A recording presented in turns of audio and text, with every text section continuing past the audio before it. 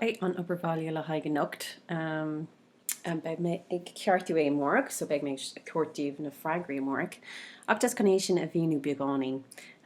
Cad is brí leis na ceistena. So claochlaithe 7.2. Thereann sé brac an uimhre coimpléascacha léróid argand. Okay, so má fecinn tú sús an focail brac, cílíonn sé sin scríomh nó tarring. Okay, so chur an uimhre coimpléascacha cathair móda dó aid. So tarring léróid argand, cosúla seo. Okay, so bhí sé sin going le cúpla láis le seachtain inis ceapan. Teagadí, so seo an bun faointe, teagadí cathair móda dó aid agus chuir síos an puinte an sin. Okay, so sin é an céad rud. An léróid céine brac na uimhreacha coimpléascacha dó Z. So mátá Z chum le cathair móda dó aid, beg dó Z chum le gá irid é sin.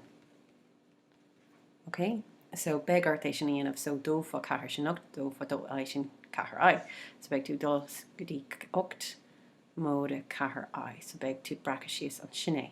Agus lá Z sin an rud céine, lá fá cathair móda dó aid. So ríis lá fá cathair sin dó, lá fá dó aid sin hain. So we have dó móda hain aid. So dó móda aid, so beg sé ag dó an seo.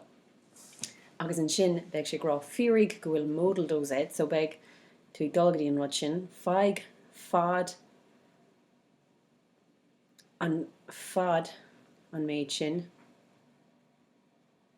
ó ocht móda cathair aid.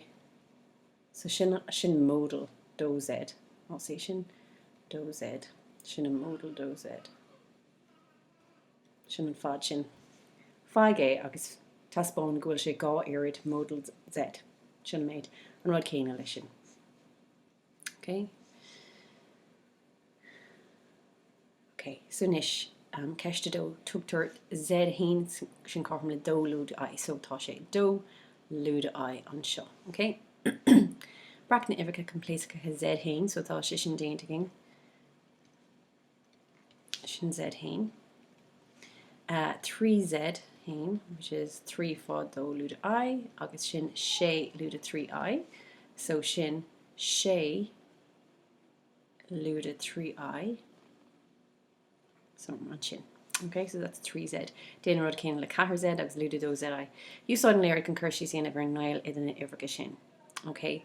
So Z hain, 3Z hain, cathair Z hain, agus lúd dó Z hain. So chuir síos na pointí sin ar an léróid agus féic cad a fecinn sibh. Cad é an ghaol. Ní feiceadh tú an ghaol go dtí go scríbann tú na uimhreacha síos. Okay, so déanaí seo ar dús agus an sin féic ar an ghaol.